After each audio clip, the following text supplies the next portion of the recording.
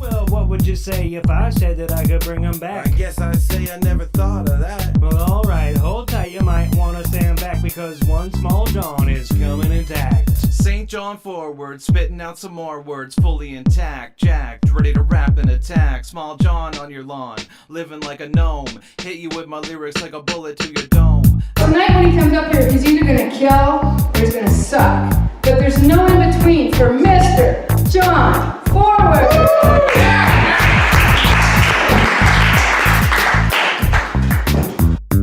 Oh, well, I didn't know any of that. Well, that's what I've been trying to say the whole time.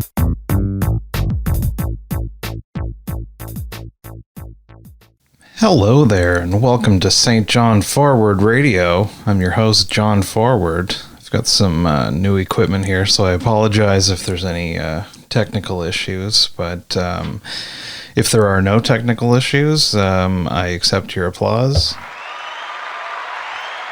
Thank you. So, I'm your host, Jon Forward. It's been a couple of weeks. I was almost going to do the show last week, but I didn't really have a whole lot to talk about. It's the same old, but some stuff has happened over the past week. But before we get to the fun of it, I've got some stuff to plug. So we've got No Jokes Barred back at McGill's this Saturday, May 22nd at 8 p.m. The show actually starts at 8:30. That's just a trick to get people in. But seating is limited. The last few times that we've had the show, we've filled up all of the legally allowable seats. So I do suggest you get there early and find a seat. Excuse me, I should have had a drink of water before starting. But anyway, prepared. I've got the artwork right up here. Usually I don't even know who's on the show, but I've got it in front of me. And if you're watching the video version of this, you've got it in front of you too. We've got Brian Godso and Arif Hussein, my co-hosts of the 4-Story Walk-Up podcast, which is the funnier of the podcasts that I do. Anyway, I'm playing with my new toy that I got. So Brian and Arif are going to be there. Tracy Noble has officially dropped the Taylor. Michelle Petite, Matt LeBlanc, Austin Hill, and Big Daddy Bowser returning for his second time, I believe, after last month. So anyway, looking forward to that. I don't know what the plan is for No Jokes Barred over the summer. Last summer, all of the jokes were barred because they had bands playing on the boardwalk stage every Friday and Saturday night, which makes having a comedy show complicated. So this might be the last indoor show of the season. So make sure that you check that one out. I don't know what's happening in June. Has not been discussed. If it's not going to be at McGill's, then maybe we'll find somewhere else that will let us do it temporarily. Worst case scenario, we will do it in a parking lot, as long as we are not going to have the SS come and take us away. But anyway, that's what's going on in Jon Forward comedy world. But now getting into Jon Forward pontificating about world events world, there is just craziness happening. I'm in Canada. I assume almost everybody that's listening to this is also Canadian. I'm specifically in New Brunswick, Canada, if somehow you stumbled across this thing. But I'm not used to being in a world where other countries, particularly America, is kind of looking down their nose or up their nose. I'm not really sure what the expression is, but it's kind of crazy that people in other parts of the world are looking at us like, oh my gosh, Canada is going crazy now with stuff. Alberta's going crazy. I don't know if I should have probably looked this up. I don't know if Alberta's in a full lockdown or not. I know Ontario is it has one of the strictest lockdowns in the world right now going on. Nova Scotia has been in lockdown for a little while, and this is we're over a year into this pandemic, and they're still playing this tune. it was, well, and we didn't know when it first broke out. We were all kind of paranoid, and we didn't know what was going on or what would work. It made sense. Let's everybody stay home for 2 weeks and flatten the curve, and we're all in this together, etc. But we are slightly more than 2 weeks into this thing, and if lockdowns worked, it probably would have. You probably don't need to have to do it multiple times. That kind of, that's just how it seems to me. But I'm not alone.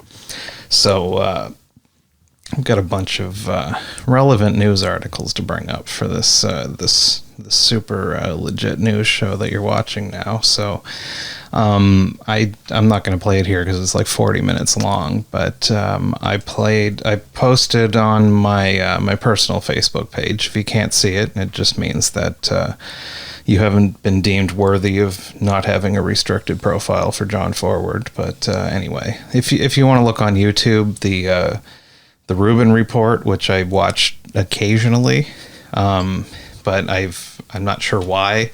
I've heard people on the internet talk about Dave Rubin like he's a no-no person, which 50-50 shot these days if the no-no person actually has anything problematic to say, or if it's just somebody who's less than ultra progressive. But anyway, he had a panel discussion with some other probably no-no people. Michaela Peterson, who's noted no-no person, Jordan Peterson's daughter. She has a podcast. I watched like one episode of her podcast because somebody else that I liked was on it, and seemed fine. I assume that people are mad at her by association. I'm not sure if she's actually said anything that's worthy of the scorn. Who else was on the panel? There's two other guys that I didn't really know. One of them I think is from Rebel News or something, which I haven't really looked into. I don't know. I assume that's probably a no-no person. And a lawyer. And they spent 40 minutes just talking about how crazy everything's going in Alberta and Ontario. And like a little while ago, a few episodes back, I played the video of some pastor in Alberta somewhere screaming at the police that were breaking up his Easter illegal church ceremony, and he was screaming at them and calling them Nazis and stuff. It was pretty awesome. And he has since been arrested, and I think he's out on bail now. I think there might be another pastor that's been arrested, but just think about it for a couple of seconds. I never thought I would say the phrase that Canada is arresting priests for having church. We all know the reason and know it's dangerous, and they're murdering all of the grandmas. But anyway, it is just on the surface of it. 2 years ago, Canada is arresting priests for having church. Would seem like a crazy thing to say, but here we are. We've got, what else do we got? Let's go to the articles here. I'm going to try to blaze through some of these because I've got a lot to get to. So I'm not going to go through the whole article, but the Washington Post, noted fairly big publication in the States. Opinion: why were Canadian commenters so wrong about the COVID-19 crisis? And anyway, I'm not going to read through the whole thing, but I've got a couple of sections. The link is in the notes for this, but I'll read a couple of noted selections that I've copied and pasted into my separate document here. So, as Canada's COVID-19 situation crescendos into an unambiguous crisis, with spiking cases, breaking daily records, and causing overcrowded hospitals, ever stricter lockdowns provoking ever greater backlash, and chronic vaccine shortages leading to one of the lowest fully vaccinated populations in the Western world, with some Canadians flying to the United States in search of a shot, few in the Canadian media seem able to offer a coherent explanation for how things got so bad. So this goes into just, the news coverage of this has just been across the board pretty bad and consistently pretty wrong. Back to the article. More than a few Canadians must be feeling a bit of psychological whiplash from all this since, as I first discussed in November, I don't know who's the I in this. Opinion by J.J. McCullough. I don't know anything about this person. So since I first discussed in November, this sort of doom and gloom contrasts sharply with the triumphalism that filled Canadian media outlets last year when the country's infection rates were much lower. So again, there was a period of time during the pandemic when Canada was doing pretty well, and we were all patting each other on the backs and talking about how amazing our leadership has been and how nice and obedient that Canadians were, and we're all doing the stuff. They also, there was a pretty harsh, at least we're not the Americans vibe going on. Another paragraph from the article. Unlike the United States, he wrote last March, Canadians are lining up obediently to follow the instructions of their, quote, calm, competent, and professional leaders. Canadians accept big government, which is how we built the social welfare state. 2/3 of us voted for progressives last year. We defer to authority. So anyway, I suggest reading through the whole article. It's pretty interesting. It gives some more specifics about... I'm all out of breath. I feel like I'm only getting half of it out. And I'm breathing into the microphone and I can hear it in the headphones. But anyway, that's a good one. But there's we've been hearing the whole time about, following the science, and everybody pretty much agrees on all this lockdown stuff works and the masks work. But the consensus isn't quite as strong as it's made out to be, and also whatever consensus there is, it really I don't know. I've heard, I have not looked into it, but like a shockingly high percentage of anybody that's studying like epidemiology or virology at all anywhere in the world, they all depend on grants and funding and stuff, and a lot of the funding comes from a lot of the same places, so it's kind of disincentivized to kind of go against the main narrative on this stuff, or your lab gets shut down, or you don't get your grant, or you don't get your funding. So, there's been a lot of stuff, and there have been some crazy doctors that came out early on. I never saw the video, but the plandemic thing was going around quite a lot in the early days of this. It kept getting banned from YouTube and Facebook and moved around all over the place. I never watched it.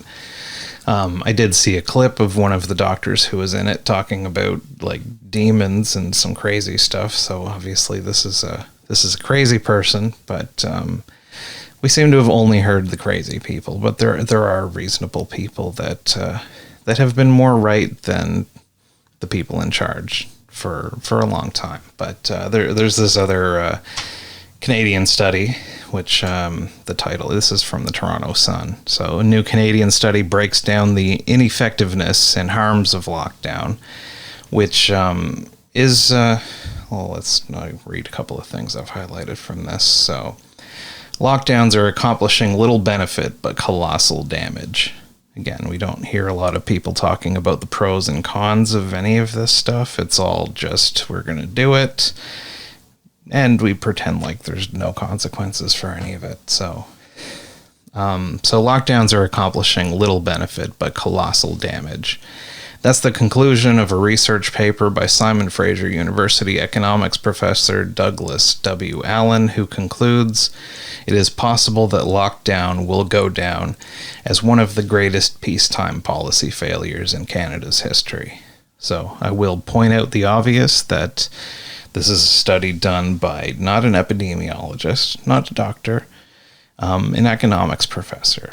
But part of the problem with the response and the whole kind of follow the science and listening to what public health people recommend, the scientists definitely know more about viruses and how things spread And there's certainly people that we should listen to if they want to give us some advice on how this thing spreads, what kind of steps that you can take to cut it down. But there's scientists and doctors don't really have any business dictating public policy. To be honest, as an anarchist, none of these people, politicians included, should be dictating public policy. But we're living in the world of democracy here, so I'm going to operate on those. But the people that are making these decisions about what to actually do and what laws to implement, certainly you want the feedback of the doctors and the epidemiologists and the experts and all that stuff. But the decision should be a mixture of different factors. You do a cost-benefit analysis, so these are the pros and these are the cons, and you kind of weigh it out. And that's why, like, an economics person takes kind of a bigger picture. There's the health aspect, but there's also the other kind of stuff that has to do with it. So anyway, I think other people other than epidemiologists also have valuable opinions. It doesn't mean that they are the final say either. But Professor Allen's paper is an examination of over 80 research papers from around the world that studied lockdowns.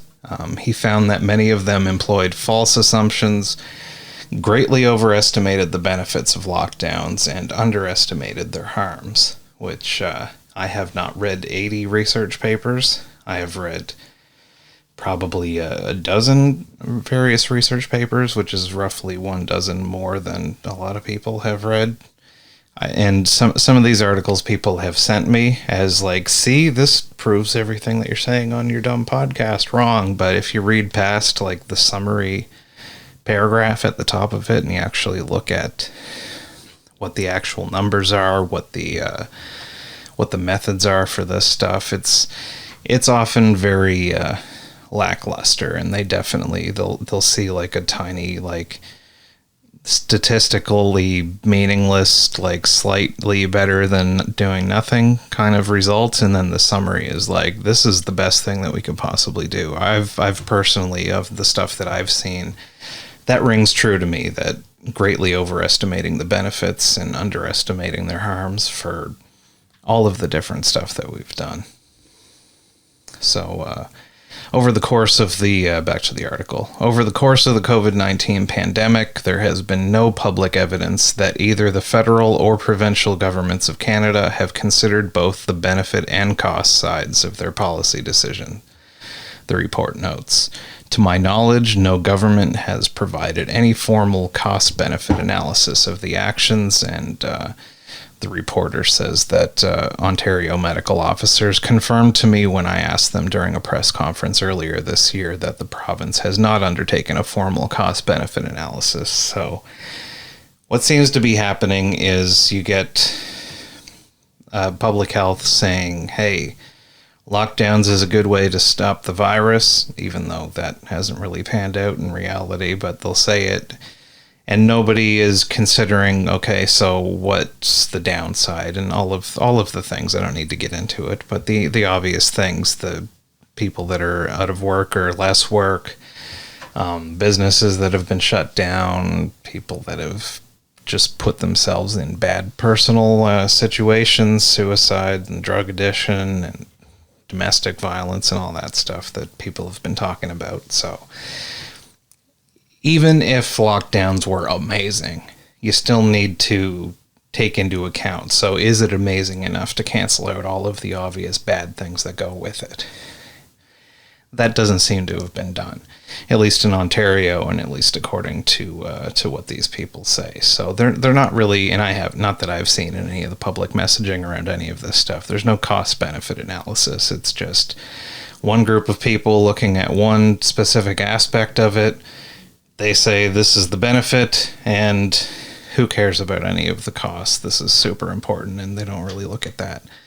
But the people that are saying these things, again, that's how it works. If there's a new thing that people are studying, there's going to be mistakes made. But there have been a lot of mistakes made over the past several months, and I don't know why they keep doing this stuff that has been shown time and time again not to work. But again, back to the cost-benefit analysis, that's assuming that the benefit of the lockdowns is very significant, which turns out not so much, at least according to this study.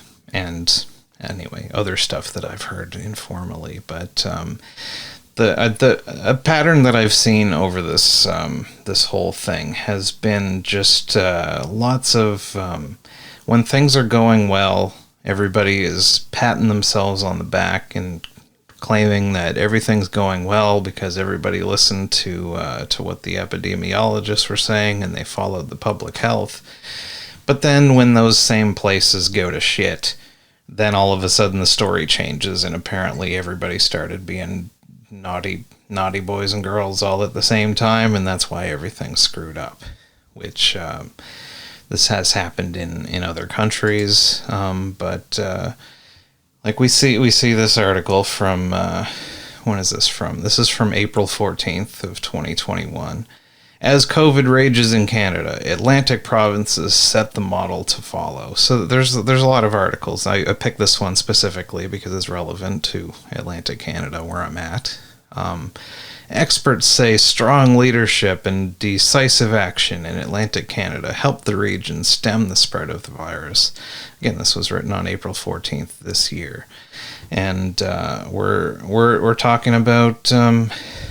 Canada's going to hell, but Atlantic Canada is doing such a great job, ignoring the fact that this was written on April 14th. It was April 26th that Nova Scotia went into fairly strict lockdown that they're still in.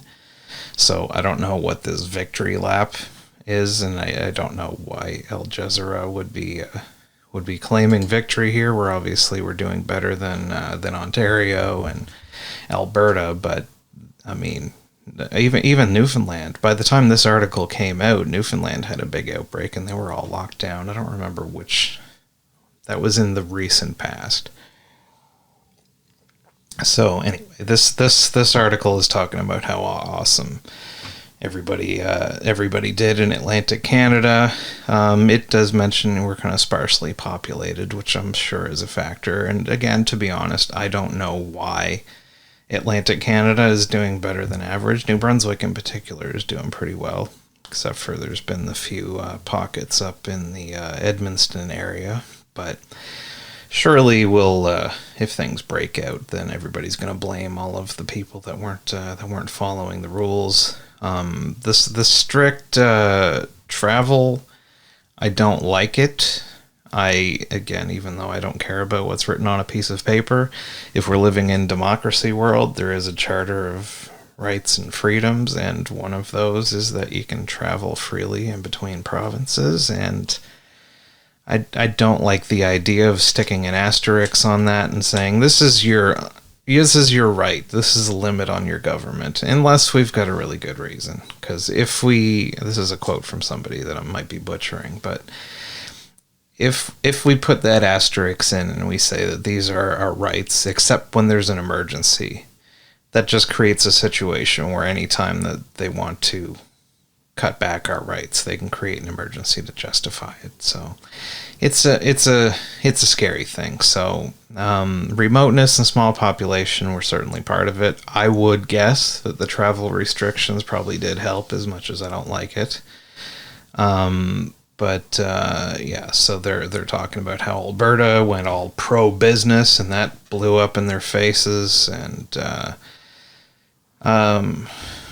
they're talking about how awesome it was that they're giving out fines and tickets and stuff and strict quarantines and all of this stuff. So anyway, this is effective communication. They're just patting us on the back on how awesome everybody in charge was, until things start to fall apart. And then anyway, COVID-0, let's not even get into that. We've also got, here's another example. This is an article in the Wall Street Journal from December 30th, 2020. COVID-19 was consuming India until nearly everyone started wearing masks. Good job, India. You're doing great. But anyway, I swear the first time that I read this, I read the whole article, but now it seems to be behind a paywall, so I apologize for that. I don't know how the Wall Street Journal works. Maybe I've got so many free ones per month or something, but just the beginning. So what we've got, one of the world's most boisterous and diverse democracies has embraced a proven pandemic strategy with little debate. So much like the gushing over Canadians that was happening, this article was, one of the main reasons Indian health officials say is that the country has managed to encourage and enforce almost universal acceptance of masks without much debate.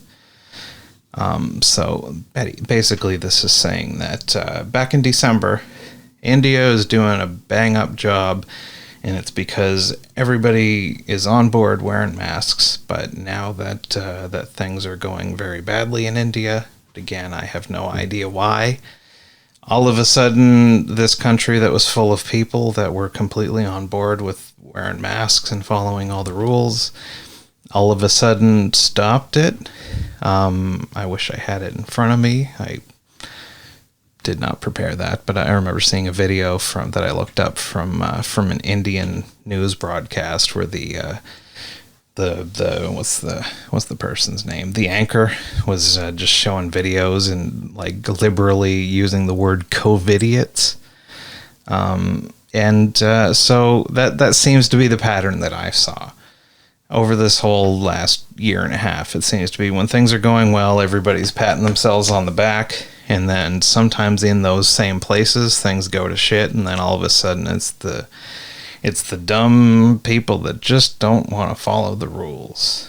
I don't know. I don't know what we should be doing, but it just seems to be all of the people in charge are just making very arbitrary decisions, and it's all based on kind of dubious science and research. From what I have read, I am open to new information. If anybody wants to send anything, put it in the comments or send me a message. I'll read it, and I'll probably talk about on next week's show how dumb the thing that you sent me was, but I'll read it.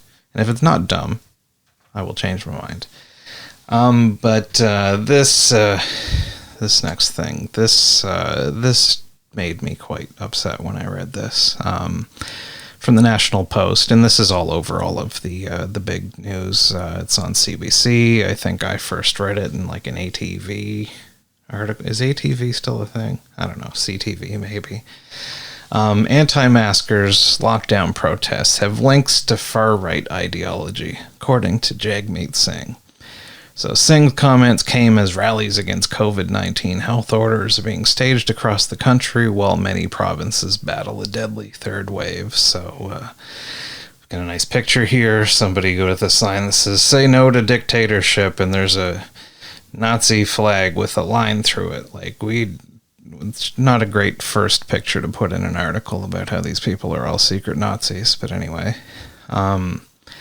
Online conspiracy theories about COVID, it's not a conspiracy theory. If you sit down and read the information that they are giving us to justify these rules and finding it dubious, it's not a conspiracy theory. I don't know that there's somebody that has some sort of specific agenda, other than that people in power tend to want to increase their power. And people that get used to giving daily press conferences kind of goes to their head a little bit. But anyway, let's see what old Jagmeet has to say right out of his mouth.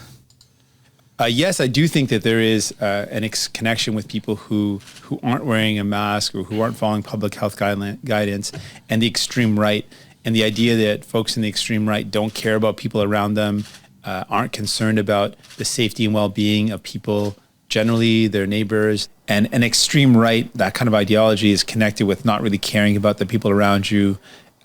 It's a selfishness where personal interest takes over from a community protection and interest, and we're seeing that is a trend with the extreme right, not caring about people around you, not wanting to invest in social programs, not wanting to invest in things that support all of us as a community. And the idea of not following public health guidelines and not wanting to do your part to stop the spread of an infection is very much in line with this extreme right-wing ideology of not caring about people, not supporting the people around you. And it is dangerous and it's hurtful. So Jagmeet's there. He's not talking about any research that has been done, any specific instances. Again, that's been edited by whoever made this video, the Canadian press. I assume they didn't cut it to just make him look bad, but at least in the video and any of the articles that I've read, he's not citing any actual tangible reason to make this link. From what I can tell by his dumb speech there, at least as it's been presented on this website, he's saying Group A is a dangerous bunch of people that don't care about everybody else, and Group B is a dangerous bunch of people that don't care about anybody else. So basically A and B, they're, the same thing. That seems to be the logic here, which it's like, this is like, people joke about how kind of the cancel culture and woke, blah, blah, blah, all that stuff. But like, does anybody with half of a brain cell not see a problem with just this tendency that seems to be like, how is everybody in the room letting this slide? It's ridiculous. You can't just keep making an argument that anytime that somebody's doing something that you don't like, if you can't actually, give any good reason of why they shouldn't be doing what they're doing, you just, we'll call them Nazis. That makes sense. And this is, they spin this this narrative of just, the angry man who's looking for, or the angry young man in particular, who's looking to be a part of something. And these evil Nazis, they'll go into these things and they're like, well, you already believe this conspiracy theory that lockdowns don't work. You might as well come hang out with me and my redneck friends in a basement while we talk about how much non-white people suck. Like, that doesn't seem terribly plausible. And like, I'm not saying that never happens, but there's no evidence that is happening on any kind of a scale. And I feel like this is truly dangerous talking when a prominent politician is going and having a press conference and basically saying, this group of people, they're basically white supremacists. It's creating, like, if a politician went on the news and was talking about like Muslim people, because there's a few of them that have done violent things, and they start talking about the main thrust of the speech was, how Islam is tied to this extreme religious extremism and terrorists. Like, people, that's how people talked about Muslims, like, after 9/11. And again, that doesn't mean that there are no violent Muslims, but to have a prominent politician flapping his gums all over the news and kind of over-exaggerating how big of a problem these people are, it's wildly irresponsible. At least with, and again, I don't think people should be singling out and like painting any group of people with a brush like that, but as much as we would all kind of recognize that if they were talking about how like violent Muslims are in the news, like without really any backup or situations to back this up other than, these people are bad and these people are bad, so they're probably bad together, that at least there's something in the text of the Islamic faith that does have a bit of violence. That doesn't mean that everybody practices it that way, but it makes more sense than this. There's nothing inherently white supremacist or racist about being against masks or lockdowns, even if there is some overlap. I would imagine that, I don't know. I don't know if an anti-masker is more likely to be a white supremacist than the average person Who knows? Most of the people that are comfortable going out and, screaming at people and holding up signs are probably of the crazier end of the spectrum. But it's kind of crazy. And Jagmeet isn't the only one. There's other people in here. So we have whoever, I don't know who Evan Baglord is. Canadian Anti-Hate Network, maybe. We have two pandemics. We have the actual pandemic, and then we have this pandemic of hate. And they're trying to marry those two things together, which creates more division amongst people. It makes everybody create that extra... It just plants that seed in people's brains that when they see somebody or hear somebody say something that's against masks or the lockdowns, that's planting the seed that somebody's going to be like, white supremacists. And it's dangerous, and it's not helpful, and it's not really based on reality. So what else do we got in here? So yeah, Jagmeet's popping off to brazenly not follow public health guidelines puts people at risk. And that is something that we've seen with extreme right-wing ideology. So first, they're saying that, flaunting these public guidelines is dangerous, and also extreme right wings is dangerous too, so the same thing. This is a bigger problem, but when people talk about the far right or the extreme right wing, I don't consider myself a right wing person. It probably varies topic by topic. I'm sure there's some things that I would be super liberal on and other things that you probably would consider me right wing, but this when they talk about this far right stuff, it's kind of implies that the further to the right you go, the more evil you are, and like the further left you go, the more awesome you are. And I mean, the people on the fringes of both sides are both like insane, crazy. A lot of them are dangerous people. So I don't like the narrative of the just everything that's bad is like far right, whatever. I don't know. To me, it just seems like the implication is just... It's also, like, what about regular non-far right-wing people? Are they, like, half evil? Are they, I don't know what the medium term of supremacist is, but, like, are they somewhere on that spectrum where they're more racist, just the more right that they go? That seems dangerous. So they talk about how the public is getting frustrated that people aren't cracking down on this. Again, this is a self-fulfilling prophecy. You go on the news and be like, these people are dangerous and these people are white supremacists. And then the regular person is like, why aren't we cracking down on these dangerous white supremacists? It kind of feeds itself. The far right has become adept at integrating populist grievances. Like, how? How so? Who are these far right-wing groups that have integrated these populist grievances? It's such horseshit. Members of the far right have turned up at virtually all of the recent... Who cares? Some fucking crazy people showed up at the protest. They have some overlapping values. That doesn't mean that they overlap on the bad ones, but... Unfortunately, these bad no-no people also, and I don't know if they've read the science or not, but they've got an opinion on lockdowns and masks, and unless their opinion is that this is some sort of Jewish conspiracy or some nonsense, then the two things don't have anything to do with each other. So they're trying to lend their support to the movement and thereby gather support and sympathy or solidarity with their more extreme movement. Like, what is this based on? Again, I'm not saying that this could not happen, but if it was happening, where's the receipts? I mean, what is this? Just, hey, we're at an anti-lockdown rally and there's thousands of people here. Hey, me and my white trash, redneck friend. White trash is also a loaded term, and I apologize for that. That's a racist thing for me to say. But like these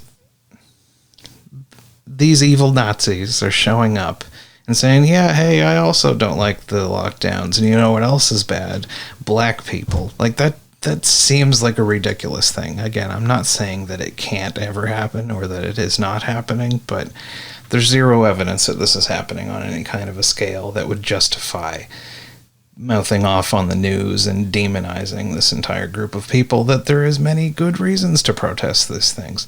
I personally, and I said it in the Black Lives Matter thing, I don't think protests work, but people should still be allowed to do it as long as they aren't, burning down buildings and smashing windows. So yeah, they're saying that this is fertile hunting ground, like, oh yeah, we've got these people that are upset about something and let's move in, and I don't know. If we now have a greatly increased number of people who are coming into close contact with racists and bigots of all stripes with more conspiracy theories. I mean, it's not a conspiracy theory that the masks and the lockdowns don't work. There are studies and evidence, and there are non-evil people that think these things. So to make the tie is wildly irresponsible, and even if it's happening, it's not worth. Stuff like this, I feel like, would make that situation even more likely, because as you paint these people with the evil Nazi brush, that means like the more moderate, reasonable people who are also upset about these things, they're not going to show up to the protest.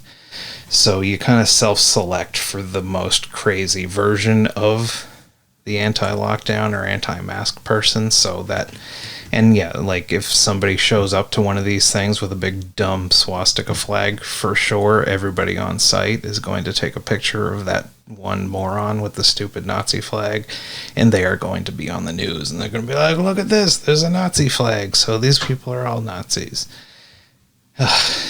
There is a connection, certainly. I am not so certain. I mean, there's people protesting all over the place.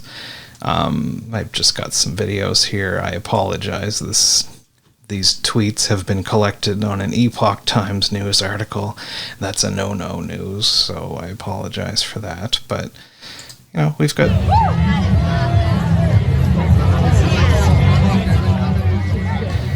Doesn't look like a hateful rally. There are a lot of white people. We are essential. They're lying. Stop. Lockdowns kill families. That's... Yep. Lockdowns hurt families. No vaccines for kids. Sure. Love over fear. This seems like a fun time. Love over fear. Does this look like a white supremacy? Again, there are a lot of white people, I admit. Save our children. Wake up and live. What else do we got? Here's another one. Rebel News. I think that one's another no-no website. I'm sorry. Again, these may be self-selected clips that maybe this was like the 2 minutes of the day where everybody wasn't hailing Hitler, but I don't know. This looks like a reasonable protest, whether you agree with them or not. I don't know. I don't see any swastikas.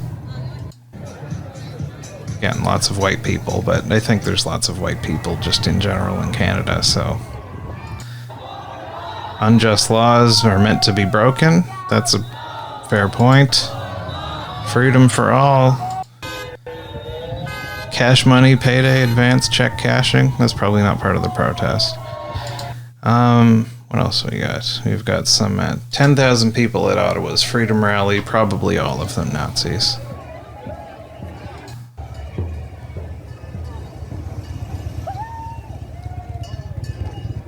Again, this looks like just a bunch of people that are out. Maybe some of them are just happy to get out of the house. They don't like what's going on, and they're making it known. Again, this doesn't look like a hate rally. Again, there may be other videos that show otherwise. Send me your videos of the one guy waving the flag. But going on to Nova Scotia, this whole thing was supposed to be part of like a countrywide protest this past Saturday, but Nova Scotia went to the Supreme Court of Nova Scotia, which I didn't even know was a thing, but basically made it illegal to protest public health orders. And this is the scary picture that they had. This isn't, I assume this picture wasn't from Saturday. This must have been at a previous event, but not a huge number of people. Not everybody is 6 feet apart, but this doesn't look like a scary, dangerous rally. But anyway, Nova Scotia has made it illegal to protest about certain things, but, because they're wrong and they're dangerous. So, again, we're living in democracy land, and whatever side of the political spectrum that you find yourself on, do you think it's wise to give the people in charge the ability to just make certain kinds of protests illegal if we don't like what they're protesting? I mean, let's say Donald Trump gets elected to be the premier of Nova Scotia, or the equivalent, or somebody even worse. Whoever is your scariest version of the person in charge, do you want that person to have the power to decide that these people aren't allowed to protest for this thing because I don't like it, because it's dangerous, or because they're wrong, or because they're all secret Nazis or whatever? Do you think that that's a good direction to go in? I do not. But again, this just seems to be things go bad and we don't know why, and the people in charge are scrambling to be the ones that save the day, so they impose a lockdown, they start arresting people, they ban the protests, they block off certain aisles in the grocery store. I know a person in Nova Scotia who hasn't seen her wife in like 3 or 4 weeks. And I'm not saying I'm not saying that there's anything wrong with that person. I feel like that's probably overly cautious, but it's kind of heartbreaking that this is the situation that has been created by the kind of fear-mongering that's been going on about this. So they made the protests illegal. A few people, this is from the CBC, Halifax police make arrests at separate gatherings. Tickets issued under the Health Protection Act for gatherings at Citadel Hill and in the city's south end. So we've got a picture of a guy getting arrested here. We've got some other people in a parking lot. Is this the Palestine flag? I'm not sure. I haven't heard anything about anybody getting mad about like protests. I don't know what's going on with Palestine and Israel, so I'm not going to mouth off about it. I have no idea. Whoever the aggressor is bad. I don't know maybe they both are, maybe they neither. I have no idea, so I'm not going to comment on it. But I don't remember hearing anybody have a problem with those kind of protests. But here we are at Citadel Hill. Oh my gosh, look at this dangerous swarm of COVID patients that are killing Grandma. Frightening. Oh my gosh. We're seeing like sparsely gathered outside, hot sunny day. At least in this picture that is in the spooky we crack down on these dangerous people article. They're the biggest group of people are the ones that have cops around them. Everybody else, there's like 2 people.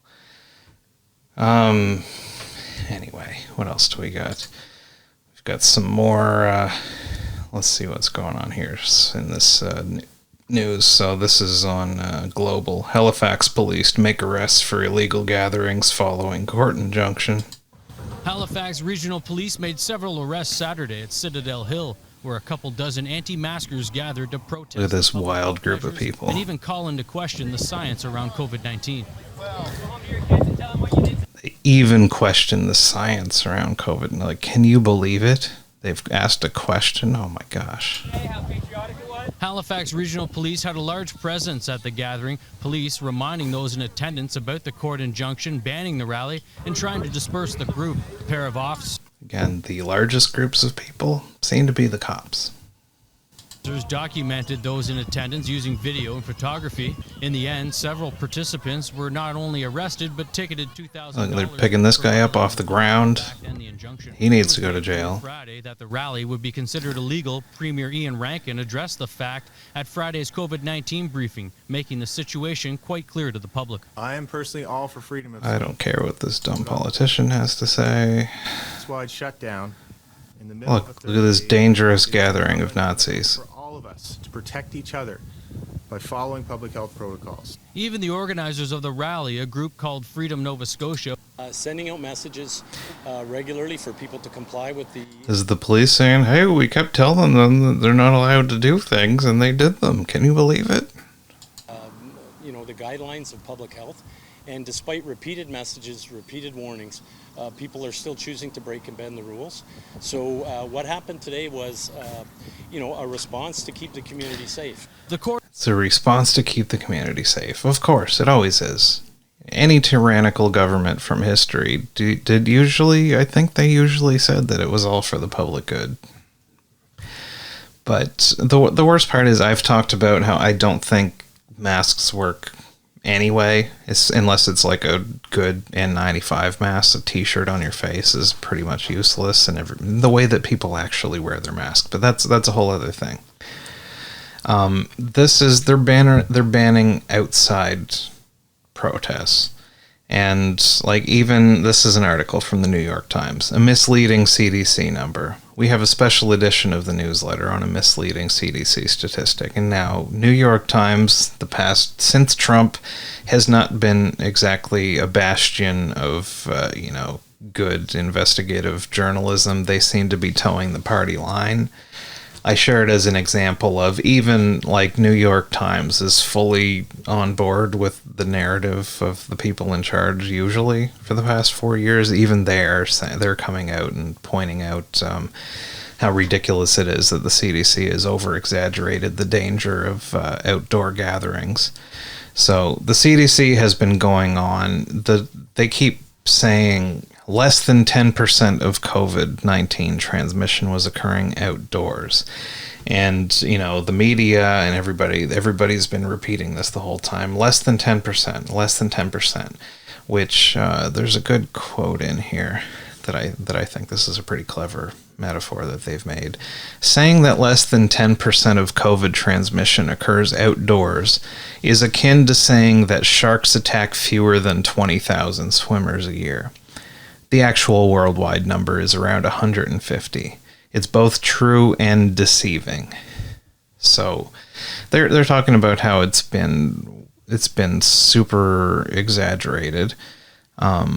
Where's the quote here? It's a huge exaggeration. They're saying that the actual transmission outdoors has been less than 1%, and it might even be below 0.1%. Which again, this doesn't mean that if you go outside, you have in a group, you have a 1% chance of getting COVID. This is 1% of the people who get COVID got it from being outside, and it's probably less than 1%, and according to this, it might be lower than 0.1%. So whatever the percentage is that you get COVID at all, a tiny, between 1, maximum 1% got it from being outside.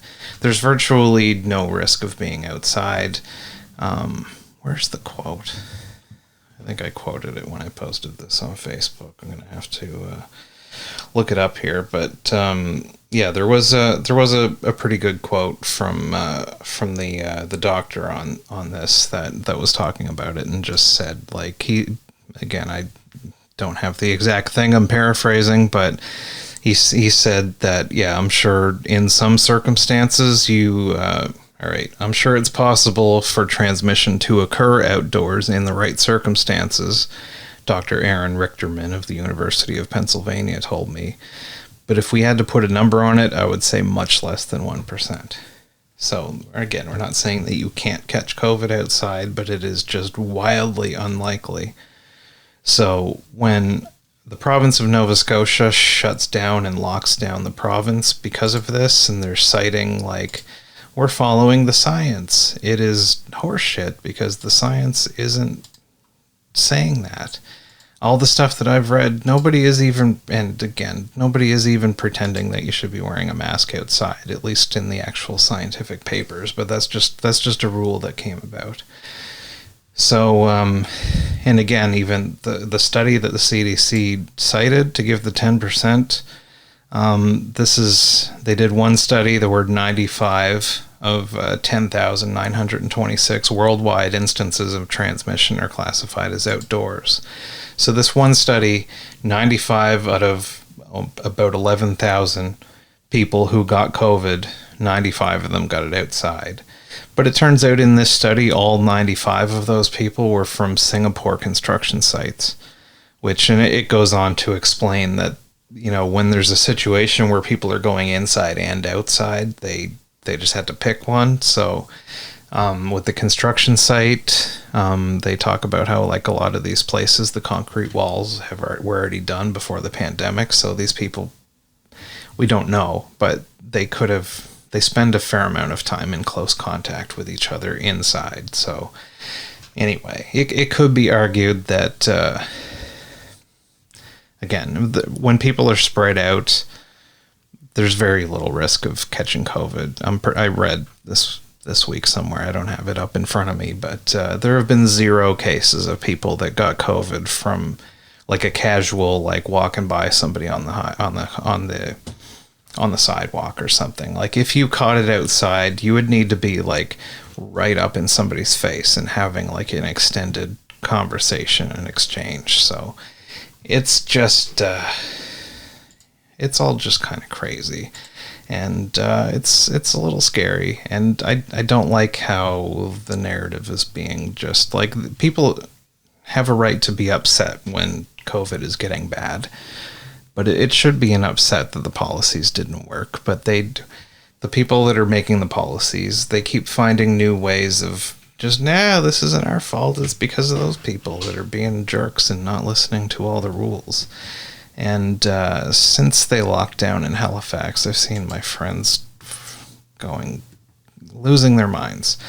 What do we got? We got, a lot of it started with this fine group of kids that Nova Scotia was on lockdown, and they had a party anyway, and they all got tickets, and then they dared post online that the tickets are worth it, and they're being real smug about it. And did any of them get COVID? Not that I've heard.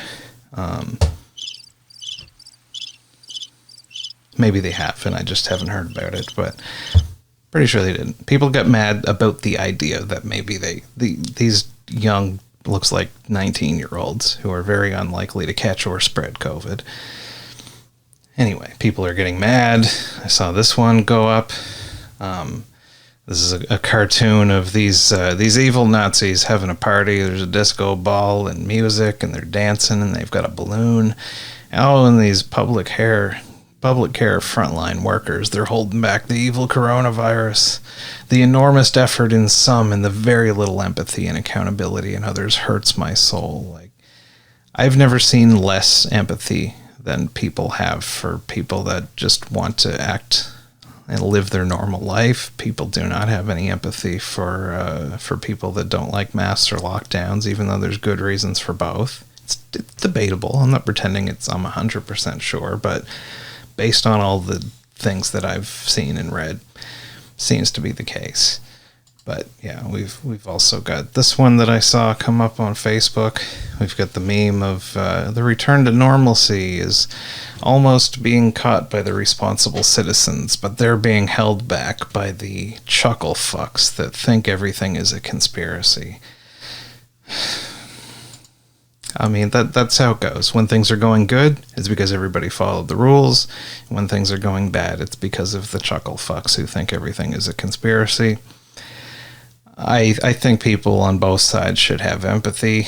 The CDC, based on no new science, has decided if you're vaccinated, you don't need to wear a mask anymore, which I don't have time to get into that. There's I can theorize, I can conspiracy theorize what might have happened there, but we don't have time.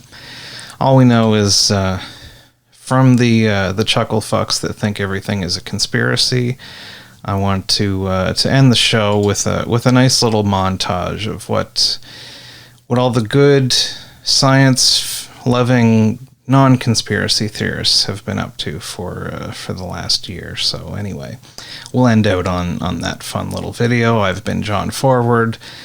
Check out No Jokes Barred this Saturday, the 22nd at McGill's. Lots of fun people on it. There's going to be another episode of 4-Story Walk Up with myself, Brian Godso, and Arif Hussein. I think that's coming up on Sunday the 23rd. We were doing it on Tuesdays, but Brian works too late now, so it's going to be Sunday every other week. So check that out. And anyway, without further ado, here is what the very reasonable science followers have been up to. Comes from China. That's what comes from China. Okay, this is no joke. This is what people are doing. Jesus Christ. It's not social distancing. Put your mask on. Get away from me. Put it on. For freedom. Stop it. Whoa, whoa. Whoa. What is going on inside their head? So this guy in Michigan came up with this idea. 6 feet apart. Oh yeah. Extreme measures of self-isolation. It gets the point across.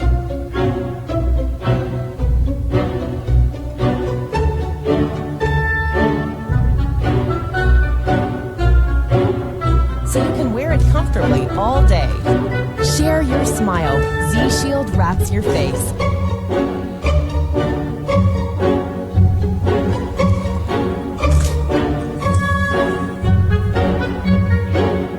On prend une bouchée et on remet le masque. On prend une bouchée et on remet le masque.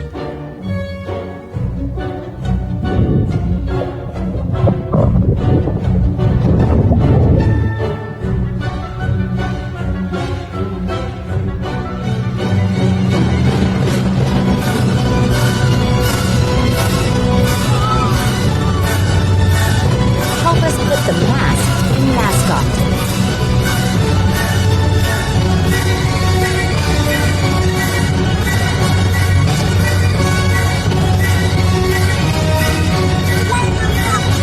You must wear your mask.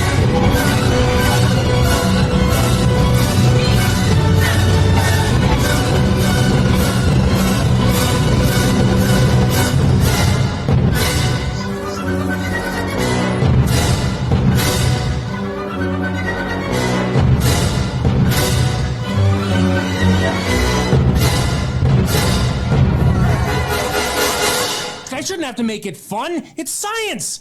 It's science. So anyway, hope you enjoyed that.